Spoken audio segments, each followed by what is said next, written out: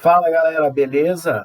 Tá começando mais um Meu Amigo Físico. Eu sou o professor Paulo e vou com vocês aqui, aprender um pouquinho hoje sobre um assunto muito importante na primeira série, que são as unidades de medida. Então, você deve lembrar, das aulas passadas que a gente falou de grandezas físicas. As grandezas físicas, elas sempre vêm seguidas aí de uma unidade de medida. Então, cabe para a gente hoje uma reflexão aqui sobre esse tema, sobre o que a gente está falando. A gente precisa dizer sobre o que estamos falando. E, como eu acabei de dizer, a unidade de medida, ela vai acompanhar a grandeza física. Então, antes de mais nada, antes da gente saber um pouco mais sobre as grandezas físicas e as suas unidades de medida, se inscreve aí no canal se você ainda não se inscreveu, curta aí o vídeo, compartilha aí com seus amigos da escola. Esse vídeo ele é muito legal aí para quem está começando a entender o que é as unidades de medida e vai ajudar você bastante mais lá para frente também. Então, vamos aí, para mais uma aulinha bem tranquila aqui do Meu Amigo Físico.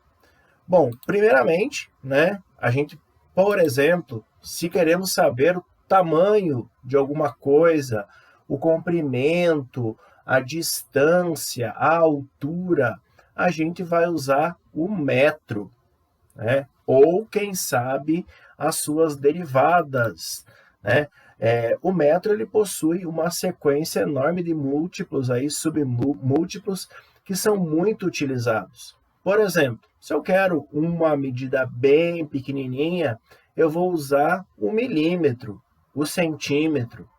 Agora, se eu quero saber, por exemplo, o tamanho de uma casa, é mais conveniente usar mesmo o metro. Se eu quero saber a distância entre duas cidades, eu vou usar quilômetros. Ou se eu quero saber, por exemplo, aí já vai numa outra unidade de medida, também para distância, se eu quero saber como é a distância entre duas estrelas, um planeta aqui ou dois sistemas solares, o que eu vou usar? Será que eu vou usar quilômetros? Será que é conveniente?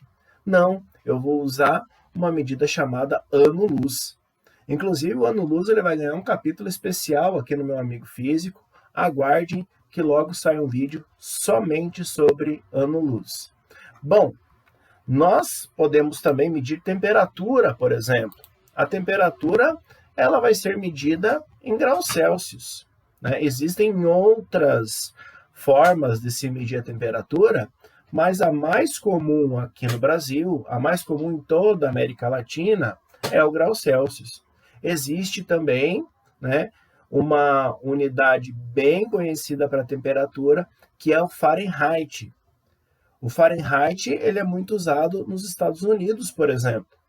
E lá a gente encontra temperaturas de um jeito muito esquisito que a gente não está acostumado.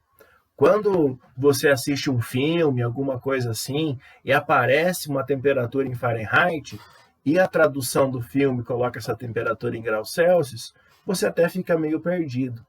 Porque na tela aparece 98 Fahrenheit, 98 graus Fahrenheit, e você fica pensando assim, meu Deus, deve estar muito quente. Você não tem a noção de como é essa temperatura. Por isso é importante padronizar as coisas, em todo mundo, falar a mesma língua quando se trata de unidades de medida. Nós temos o grau Celsius aqui, no Brasil, na América Latina, enfim, mas a unidade oficial para temperatura não é nenhuma dessas duas. A unidade oficial para temperatura é o Kelvin. E falando em unidade oficial, nós temos 7 grandezas fundamentais, eu já comentei isso com vocês no vídeo anterior, e para cada uma das grandezas fundamentais eu tenho uma unidade de medida.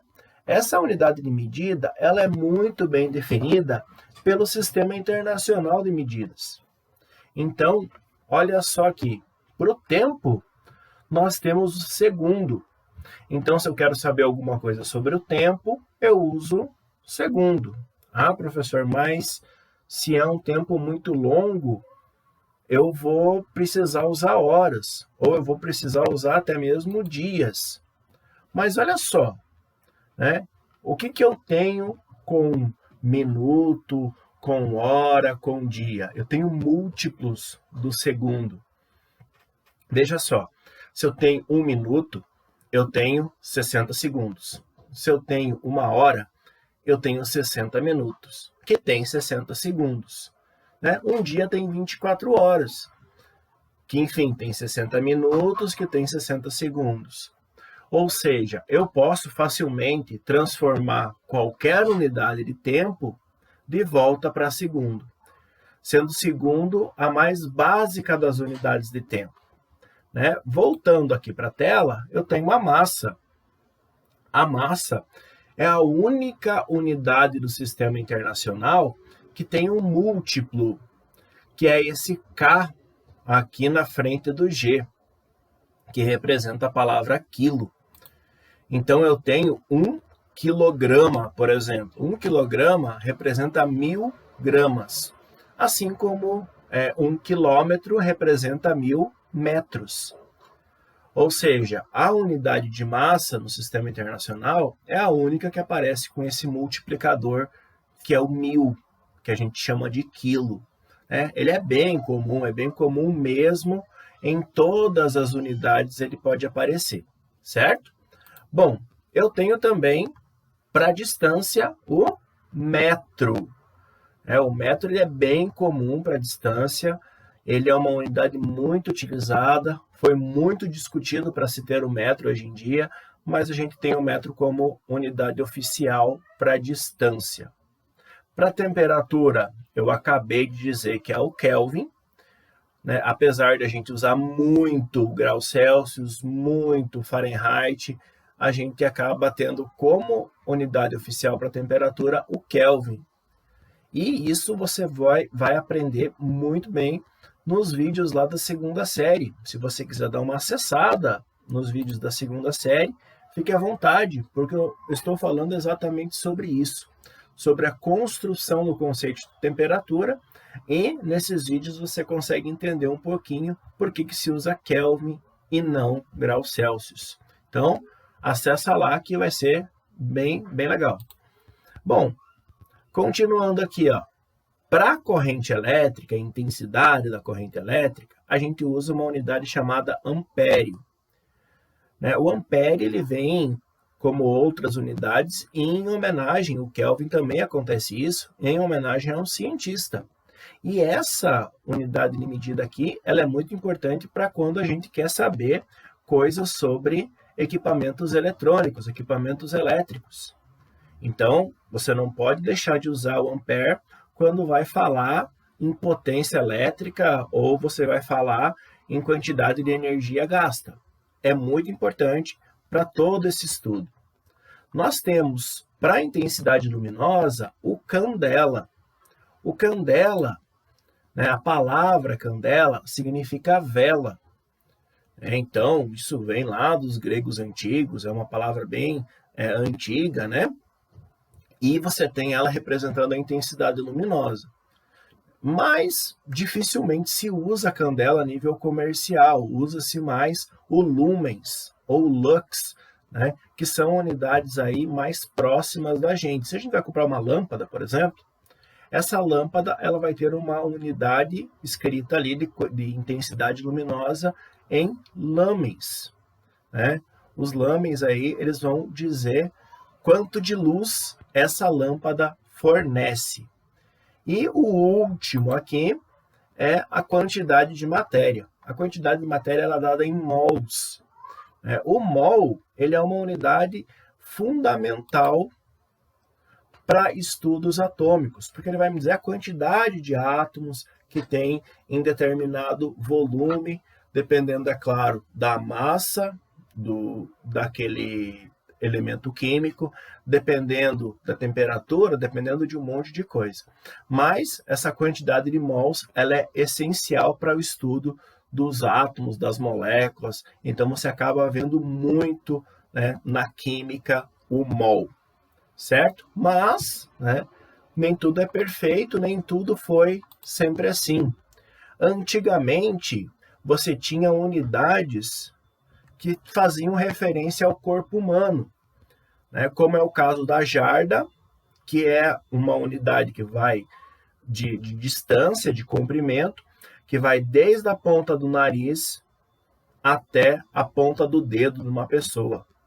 Mas vamos pensar aqui, a mesma coisa com o pé. Ó. Um pé é o tamanho exatamente do pé de uma pessoa.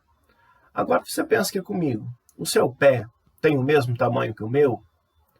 Ou da ponta do seu nariz até a ponta do seu braço esticado também tem o mesmo tamanho que no meu corpo? É claro que não, né? Então isso era um problema muito grande antigamente para vendedores, né, para ambulantes que saíam entre os países vendendo as coisas, vendendo tecido, por exemplo, que tinha que medir o tecido em jardas ou medir a distância em pés, em passos. Então você tinha grandes problemas com isso, porque as medidas são tiradas do corpo humano. Tinha algumas medidas também que eram tiradas de alguns objetos bem peculiares, né? E também que existem até hoje, como é o caso da ampulheta.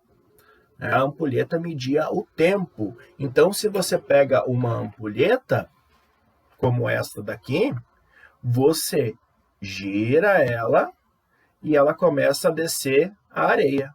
Quando a areia cessar, quando acabar a areia aqui, vai dar um determinado tempo. Só que isso é muito impreciso, né? Apesar de parecer muito preciso aqui quanto tempo, ela vai fazer praticamente sempre o mesmo tempo, não é exatamente igual o tempo entre a queda da areia. Vai depender de outros fatores que não são muito precisos. O galão, né, ele é muito usado ainda hoje para se definir gasolina. Se você for comprar gasolina nos Estados Unidos, você vai comprar gasolina em galões, você não vai comprar em litros. Então você tem essa diferenciação de unidades entre os países ainda hoje. Como é o caso da jarda que eu acabei de mostrar, como é o caso da polegada, que é exatamente o tamanho de um polegar. Então você tem essas diferenças. Né? Na semana que vem, a gente vai explorar mais como transformar uma unidade na outra. Então, aguarde aí o vídeo da semana que vem.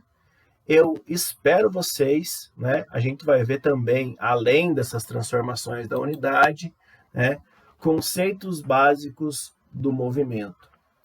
Então, vamos ver lá a distância, transformar a distância de metro para quilômetro, quilômetro para metro, a mesma coisa com o tempo, a mesma coisa com a velocidade. Então, eu espero vocês na semana que vem, né? Um grande abraço e até a próxima.